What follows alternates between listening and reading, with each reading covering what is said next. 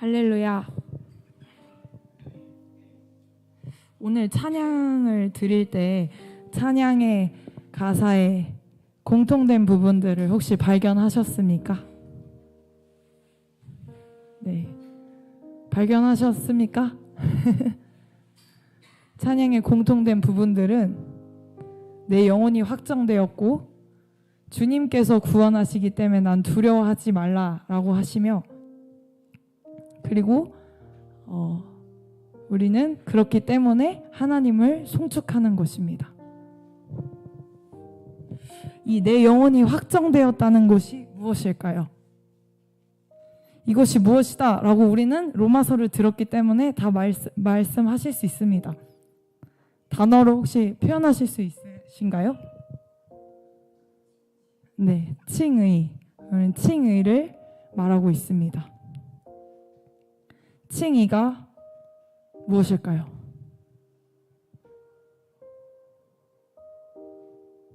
네, 자신 있게 대답해 주세요. 칭의가 무엇일까요? 칭의는 예수 그리스도께서 우리를 의롭다고 여겨주시는 것입니다.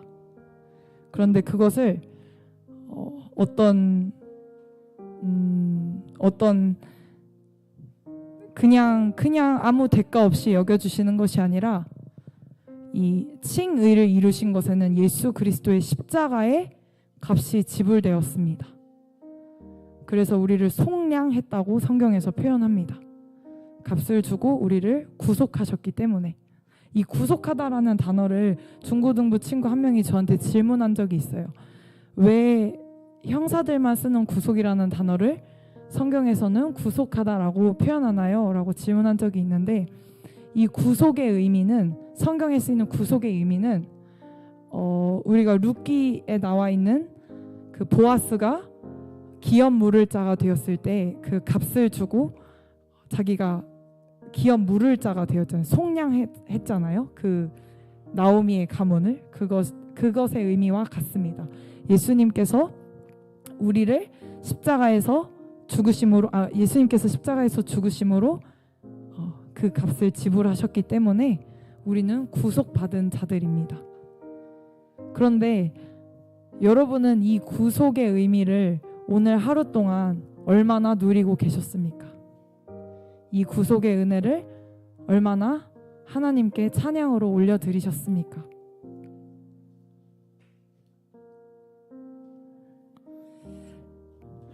하나님께서는 이 구속을 우리에게 날마다 알게 하시기를 원하십니다. 그것 위에 우리는 흔들리지 않는 반석 위에 믿음을 가질 수 있습니다. 예수님께서는 성경에서 처음부터 끝까지 계속 말씀하시는 것은 이 하나님의 구속, 예수 그리스도를 말하는 것입니다. 근데 이 예수 그리스도는 다시 말하면 모래 위에 집을 지은 자들과 같지 않고 반석 위에 집을 지은 자들과 같은 것이라고 말을 하는데, 이 반석이 예수 그리스도라는 것은 다들 아실 거예요.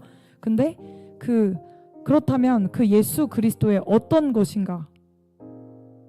나는 반석 위에 믿음을 지은 사람인가? 믿음이 있는 사람인가? 아니면 모래 위에 집을 지어서 날마다 창수가 나고 바람이 불면 날마다 넘어지는 사람인가?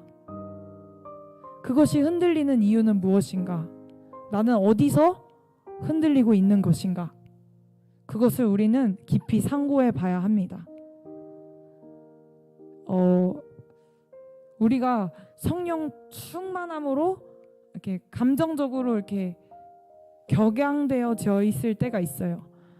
뭔가 다 될 것 같고, 나가서 전도하면 막 100명이 우리 교회 올 것 같은 그런 뜨거움이 있을 때가 있어요. 근데 우리는 그 시간이 이렇게 사그라들어요. 근데 사그라들면은 다시 그것을 재현하고 싶고 하나님께 그것을 원하면서, 그것이 있으면 나는 다시 또 살아날 거야 라는 그것을 가지고 하나님께 구하게 돼요. 근데 이것을 바라다 보면 우리한테는 기복이 있을 수밖에 없습니다. 내가 감정적으로 격양되었을 때는 은혜가 충만한 것 같지만 뭔가 답답하고 하나님이 말씀하시지 않는 것 같고 내 상황과 환경은 변하지 않는 것에 꽂혀 있을 때 우리는 낙심될 수밖에 없습니다. 이것이 흔들리지 않게 하는 것이 바로 칭의를 명확하게 아는 것입니다. 이 칭의를 모를 때 우리에게 영적 침체가 나타납니다. 근데 이 영적 침체는 내가 칭의를 어느 순간 계시적으로 알았다고 해서 영적 침체를 안 겪을 수 있는 것이 아니라 영적 침체의 양상은 다양하게 나타납니다. 그러면 우리는 그 순간마다 하나님께서 우리에게 이루신 그 칭의가 무엇인지 확증해야 하는 것입니다. 하나님께서는 우리에게 더 깊이 이것은 인간에게서 나오는 것이 아니기 때문에 하나님의 것이기 때문에 더 깊이 알 수 있게 하셨습니다. 그렇다면 이제 칭의에 대해서 나눠보도록 하겠습니다. 김종희 집사님, 칭의가 무엇인지 한번 말씀해 주시죠. 아니, 집사님이 아는 집사님의 말로 한번 설명해 주세요. 몇 분 여쭤보겠습니다. 제가 답을 알아서 말하는 것이 아니라요, 집사님의 생각을 하나님께 말씀드린다 생각하고 말씀하셨으면 좋겠습니다.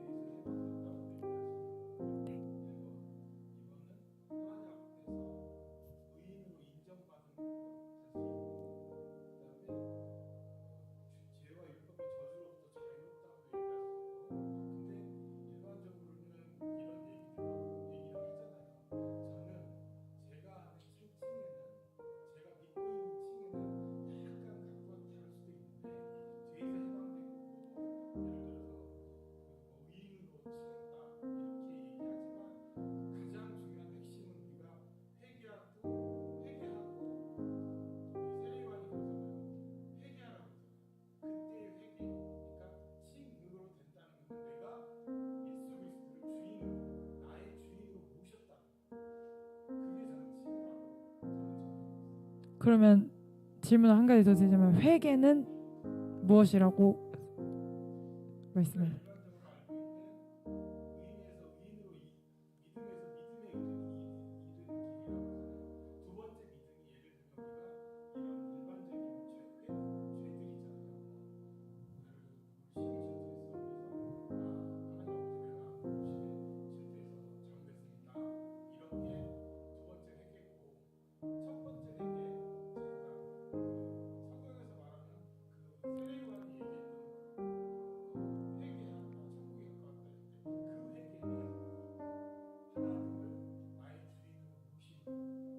네.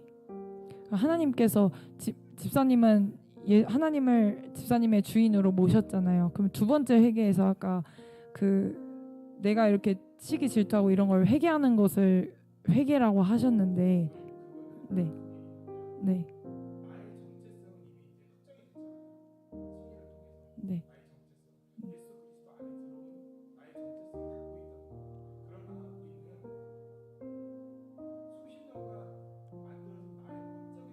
네.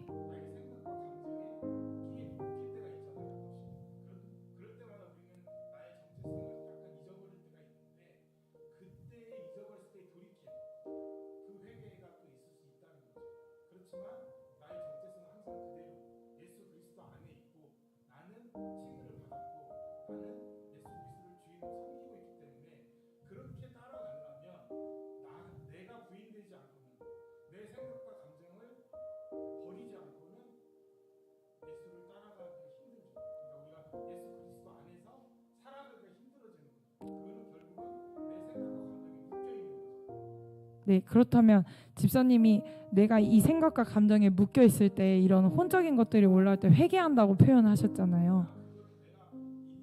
네.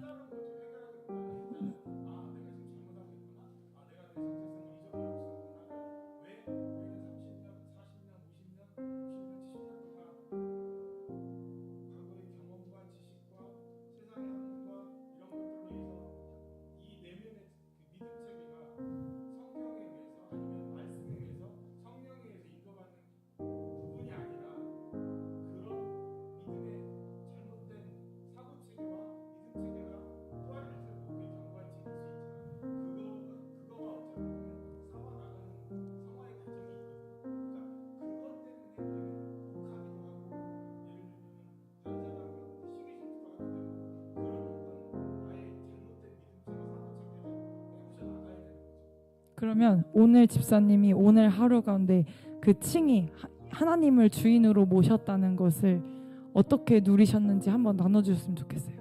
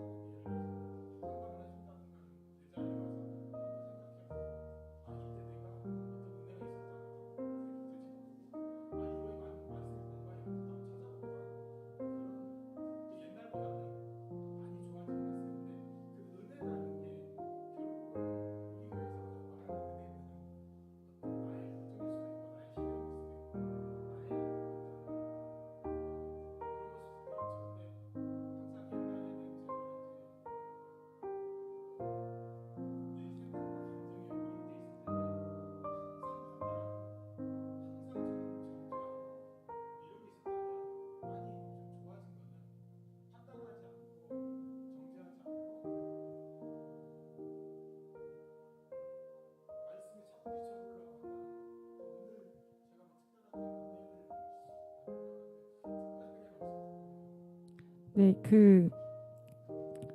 저희가 집사님이 말씀해 주셨듯이 칭의라는 것은 집사님이 하나님을 나의 주인으로 모신다라고 하셨잖아요.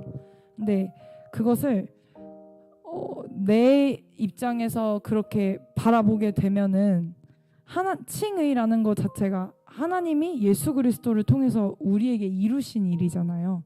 근데 그 기준을 하나님께로 가져가야 돼요. 이거는 나중에 일단 말씀을 드리고요. 지금 제가 말씀드리는 것은 예수 그리스도께서 십자가에서 죽으시고 부활하심으로 우리를 의롭다 칭하셨다.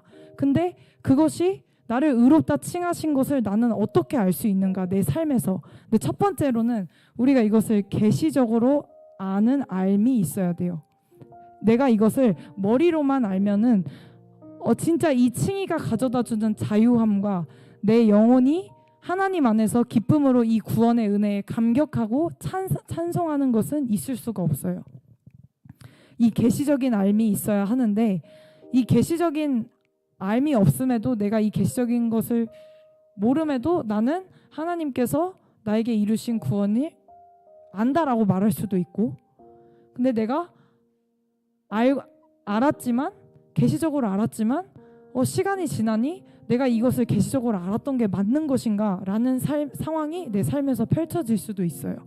그렇다면 우리는 이 칭의를 내 삶에서 구체적으로 내 삶에서 당장 일어나는 이 일들 가운데서 이 칭의가 어떻게 일어나고 있는지 우리는 집중해야 돼요. 그것에 기민해야 하나님께서 우리에게 이루시는 일들을 살펴볼 수 있어요. 이 칭의를 어떻게 내 삶에서 실제적으로 일어나고 있는가, 그것을 알 수 있어요. 그래서 제가 오늘 어떤 집사님의 질문을 받았는데요. 어제 우리가 에베소서를 나눴어요.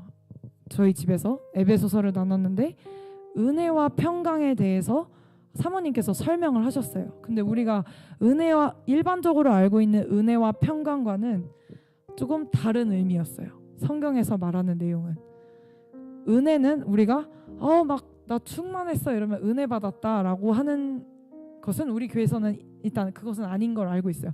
어떤 고난과 시련이 있을 때 이것이 은혜야라고 말하는데 왜 고난과 시련이 있을 때 이것을 은혜라고 표현할까를 묵상해 보면 어제 사모님이 말씀하시기로 은혜는 여호와의 영광을 인정하는 것이 은혜라고 말씀을 드렸어요. 그렇다면 여호와의 영광을 인정하는 것은 무엇일까? 내가 여호와의 영광을 여러분은 인정하실 수 있으세요? 내가 그냥 아무런 상황이 일어나지 않을 때는 가능하다고 생각하실 수도 있을 것 같아요. 그런데 내 삶에 고난과 어려움이 여전히 있는데 그 가운데 난 하나님의 영광을 인정할 수 있어, 이렇게 말로 선포한다고 하나님의 영광이 인정되는 것이 아니거든요. 우리로부터 이 여호와의 영광을 인정할 수 있지 않아요. 그런데 아까 은혜는 시련과 고난이 있을 때 우리가 은혜라고 표현한다고 했죠. 그러면 시련과 고난이 있을 때 우리는 어떤가요? 우리의 상태를 돌아보면 어떠신가요, 이경미 지사님? 시련과 고난이 있을 때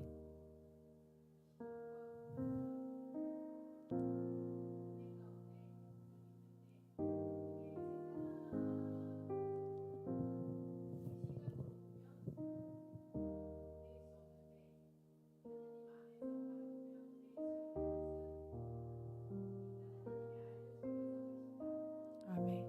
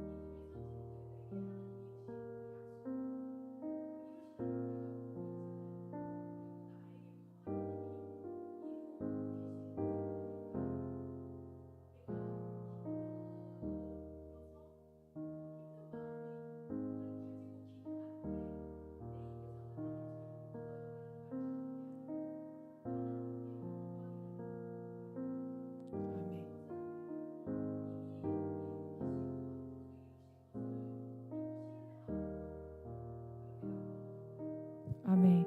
지사님이 여기서 중요한 얘기를 하셨는데 하나님께서 은혜 가운데 이것을 이루어 가신다, 이런 표현을 쓰셨어요.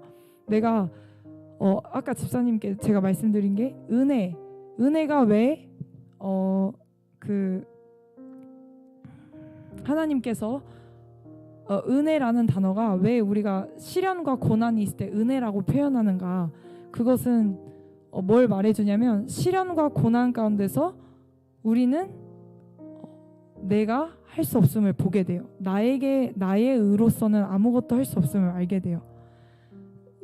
제가 월요일에도 설교했는데 모세가 애굽의 왕자로 있을 때 그 히브리 사람과 애굽 사람이 다투는 걸 보면서 애굽 사람을 죽여요. 근데 그때 모세는 자기가 생각하기에 옳은 의로 애굽 사람을 죽였어요. 근데 그것이 모세한테는 자기 의로 작용을 했는데 하나님은 그 뒤에 모세를 40년 동안 미디안 광야로 보내세요. 그 다음에 다시 모세를 부르시거든요. 근데 그때 하나님께서 말씀하시는 것은 그때서야 내가 너를 이스라엘 백성들을 구원할 자로 불렀다라고 말씀을 해요. 근데 모세가 하는 말이 내가 누구인데 가겠습니까? 라고 말을 해요. 그러니까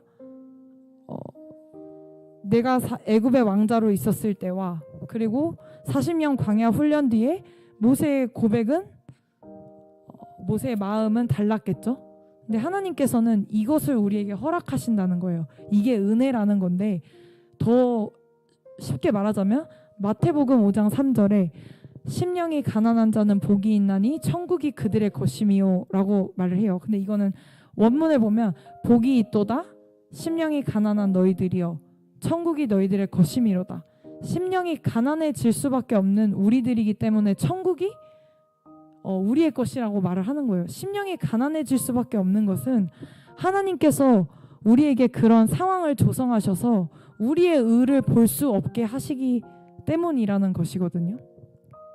그래서 내가 내 의를 볼 수 없을 때 그것이 은혜라고 말을 해요. 근데 내가 내 의를 볼 수 없는 것에서 끝나는 것이 아니라 그것을 통해 우리는 하나님의 영광을 인정하게 되기 때문이에요. 내가 할 수 없는 하나님의 영광을 인정하게 되기 때문에. 그렇다면 그 다음에 이제 사모님이 평강에 대해서 얘기를 하셨어요. 제가 어제 그 설교를 듣고 평강의 단어가 궁금해서 찾아봤는데 에이레네라는 헬라어 단어예요. 근데 이 에이레네라는 단어는 연합의 의미를 가지고 있어요.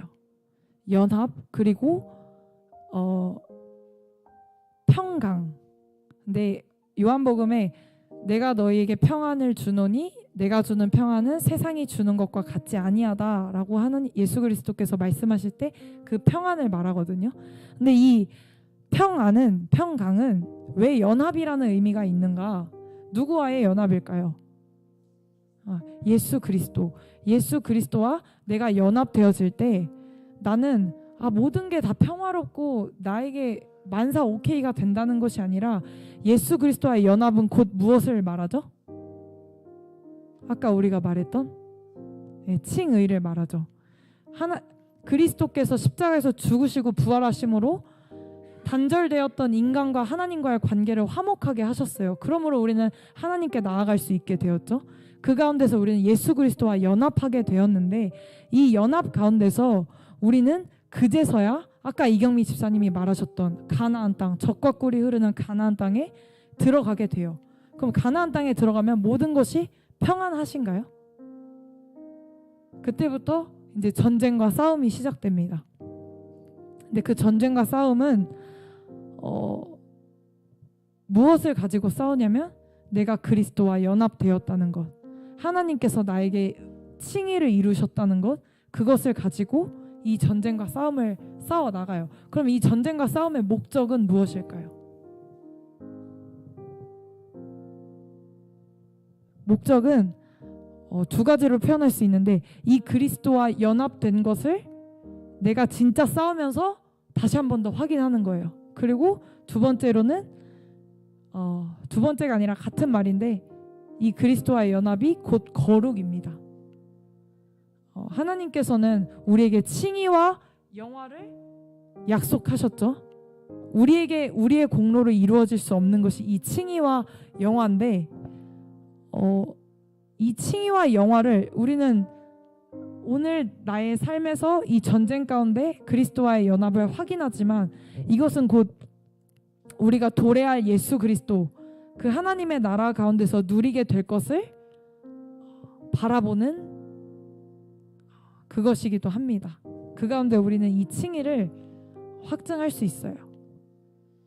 그래서 제가 오늘 찬양을 할 때 내 영혼이 확정되었고 확정되었사오니 라는 그 말씀을 드렸는데 내 영혼은 예수 그리스도 안으로 이동되어졌기 때문에 그 변화된 신분과 위치 안에서 우린 그리스도와의 연합을 이루고 있어요.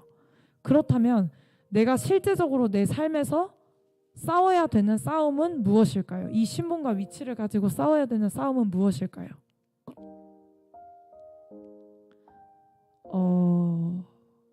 어떤 힘겨운 일들이 누가 봐도 힘든 일들이 닥쳤을 때 우리는 싸워야 된다고 생각할 수도 있지만 사실은 날마다 요동하는 내 마음,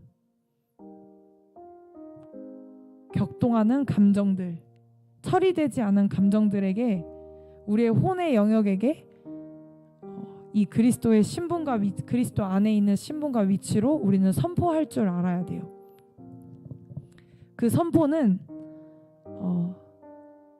내가 낙심할 때, 내가 두려워할 때, 그리고 내 힘으로 할 수 없는 그 상황과 환경을 만났을 때 실제로 누리게 하는 능력을 가져다 줍니다. 그런데 이것을 누리게 하는 것은 우리가 그리스도 안에 있는 이 신분과 위치를 믿음으로 여겨야 돼요. 내가 계시적으로 알았다면 이것을 믿음으로 여기고 내 혼과 나에게, 자꾸 슬프다고 말하는 나에게, 자꾸 낙심하는 나에게, 상황과 환경에 매몰되어지고 그것을 이겨내지 못하는 것 같다는 나에게 선포해야 합니다. 그래서 우리가 내 영혼아 네가 어찌하여 낙심하며 어찌하여 내 속에서 불안해하는가, 너는 하나님께 소망을 두라. 그리하면 그가 나타나 도우심으로 말미암아 내가 여전히 찬송하리로다 라고 말씀하고 있어요. 우리는 이것 가운데서 이 칭의가 무엇인지 더 확증해 나가야 됩니다. 사실 이 칭의가 예수 그리스도를 찬양하고 예배하러 오는 이 자리에서는 그렇게 예배를 드리지만 내 실제 삶에서 이게 굳이 필요한 것인가 라는 생각을 할 수 있어요. 그렇지만 이것이 실제적으로 내 삶에서 이루어지지 않는다면 우리는 하나님께서 우리에게 이루신 일을 인정하지 않는 것이기 때문에 그런 사람들은 멸망의 인침을 받는다라고 말씀하고 있습니다. 하나님께서 우리 삶에서 이루시는 그것이 무엇인지, 그것을 실제적으로 어떻게 이뤄가시는지 알아가는 우리가 되길 예수 그리스도의 이름으로 기도합니다. 기도하겠습니다. 살아계신 하나님 아버지, 우리가 아는 그 칭의가 더 깊어지고 더 명확해질 수 있도록 주님 도와주시옵소서. 우리가 알지 못하는 것을 깨닫게 하시며 하나님이 알게 하실 때까지 그 어떠한 것에도 흔들리지 않게 하시고 단단하게 하옵소서. 그 가운데 주님의 칭의를 온전히 누리게 하실 하나님을 찬양합니다. 감사드리며 예수님의 이름으로 기도드렸습니다.